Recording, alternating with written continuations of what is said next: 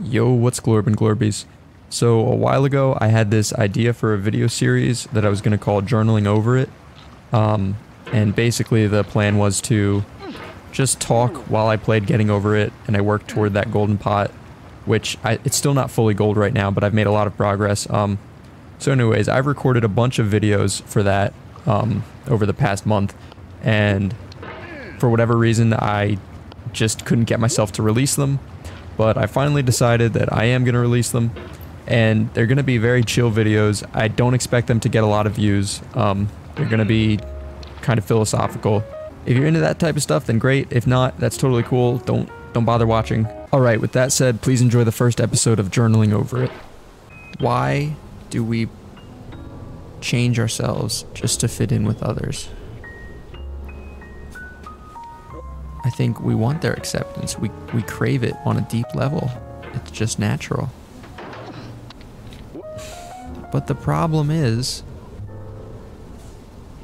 that no matter how much acceptance you get, if it's not acceptance of the true you, it's gonna feel hollow and thin. And it's never gonna be truly satisfying for you. It's never gonna quench that deep thirst for acceptance. So what do? Well, you take the risk. You say, I am who I am. I might not be the person that you want me to be. I might be weird. And that's okay.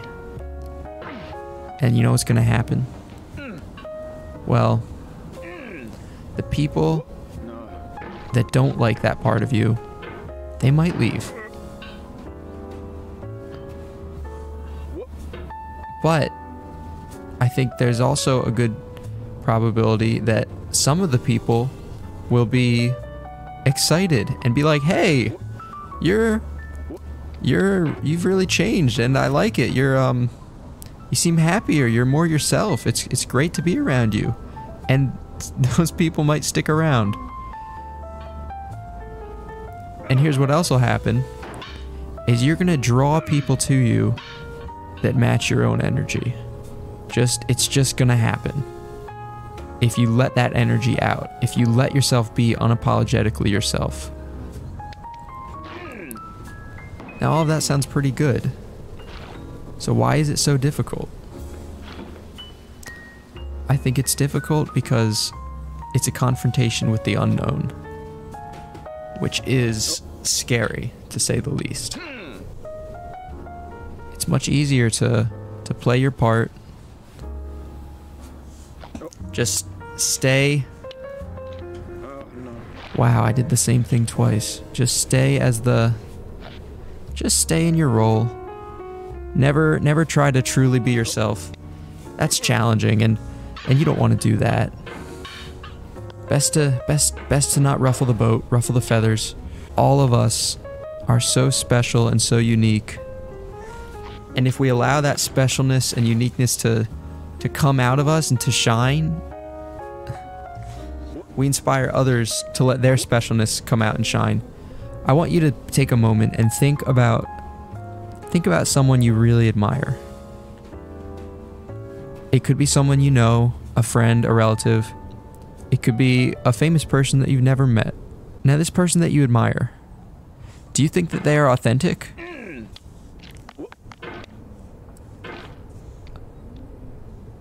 My guess would be yes. Because when you admire someone, you can see right through them.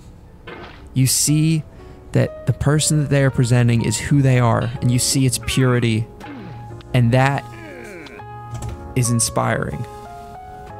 And that is the type of person that you want to be around. But in order to be that type of person, you have to accept that you're not going to fit in with everyone. Here's the big lesson. If you try to fit in with everyone, you might succeed. But the cost is going to be never truly feeling fully accepted and loved on a deeper level. and never feeling truly known. I just think that we deserve to spend our lives with people who see us exactly for who we are and who accept us for who we are, because when you find those people that you just fully click with, you realize, like, that's what you've been wanting your whole life. That's what you want out of relationships with people. You want to feel what you really, really want, in my opinion, is to feel like you are understood. And if you are understood and fully accepted as you are, I mean, what more could you really want?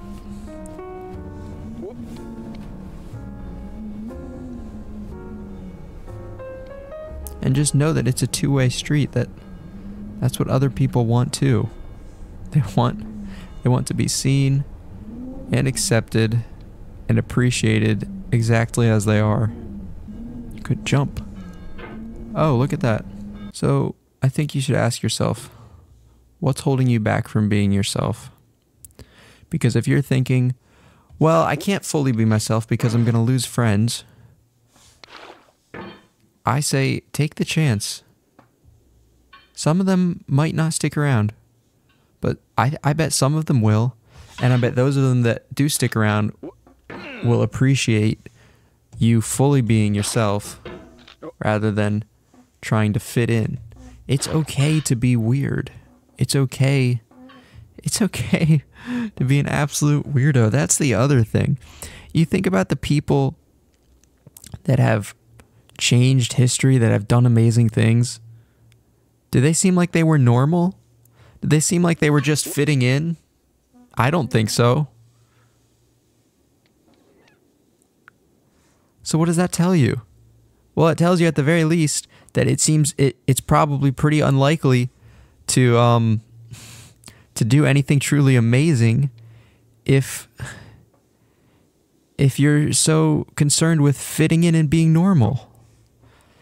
And not that I'm saying you don't have to go out and do anything amazing. You don't. That's not my point.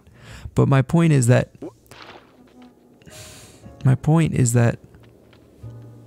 there's nothing wrong with being a weirdo, with thinking differently, with not fitting in.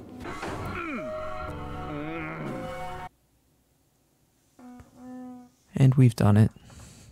So remember, be yourself.